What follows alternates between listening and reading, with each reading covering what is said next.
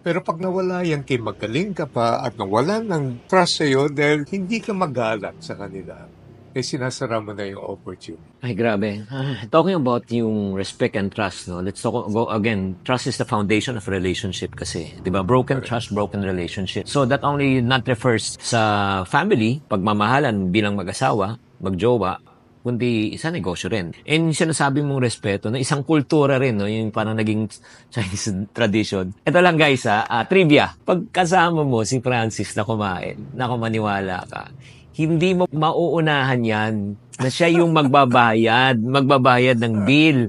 At saka ito, hindi lang yan Bakit kaya yung sa Chinese, no, yung culture natin, no? Kunyari, when we go and eat out, we saw someone, oy, di ba sa kabilang table na kumakain, pagkatapos say hi, after that, dalawa lang nangyayari. It's either yung bill mo, bayad na, or yung bill niya, babayaran mo.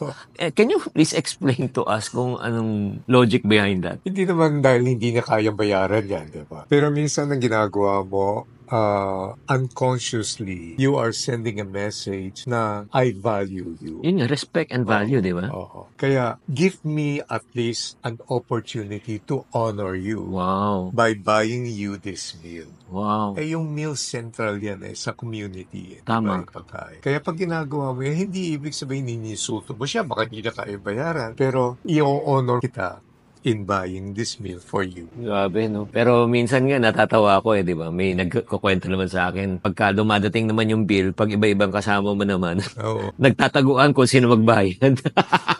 Ito sa Chinky, huli kami kumain, binayaran na yung bill ko Alam na yung gimmick No, that's, guys, yun nga sinasabi ko. Yun nga yung natutunan ko.